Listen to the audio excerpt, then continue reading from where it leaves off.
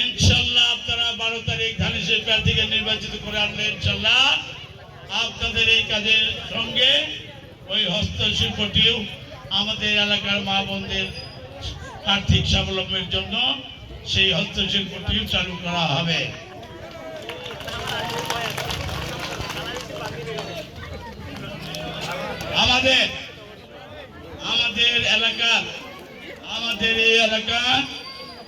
আমাদের এই এলাকার কৃষি প্রধান ইনশাআল্লাহ তারেক রহমান সাহেব বলেছেন ধানের শীষের প্রার্থী নির্বাচিত হয়েছিল এই এলাকায় কৃষি ভিত্তিক শিল্প কলকারখানা গড়ে তোলা হবে এবং এই শিল্প কলকারখানা গড়ে তুলে আমাদের এলাকার যুবক বেকার ভাই বোনদের কর্মের সংস্থান ইনশাআল্লাহ করা হবে।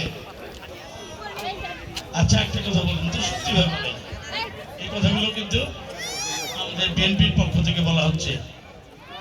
বিএনপি মানেই কিন্তু উন্নয়ন। খালেদা জিয়া মেডিকেল কলেজ করছে, বিকেএসপি করছে, দিনাজপুর শিক্ষা বোর্ড করেছেন, রাজধানী বিজ্ঞান প্রযুক্তি বিশ্ববিদ্যালয় উন্নীত করেছেন, তারপরে দিনাজপুরের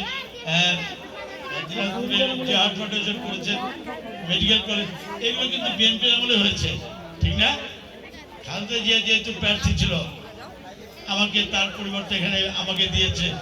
বিএনপি ক্ষমতায় আসলে আমি এমপি হলে কাজগুলো আপনাদের পাশে থেকে করবো না ইনশাআল্লাহ। আমি আজকে কথা দিয়ে যাচ্ছি, আমি আপনাদের সন্তানের মতন, আমি আপনাদের ভাইয়ের মতন।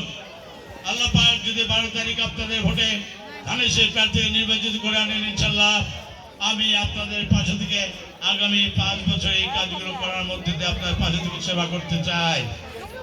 আপনারা সেবা করার সুযোগ দিবেন না? আপনাদের পাশে থেকে এই কাজগুলো করার সুযোগ দিবেন না? আরে তোমরা তো খালি কয়েকজন গাড়ি দিব দিব দিব এমনি কোনে গেলে ইনশাআল্লাহ আমি মা বোনদের প্রতি আমার বিশ্বাস আছে।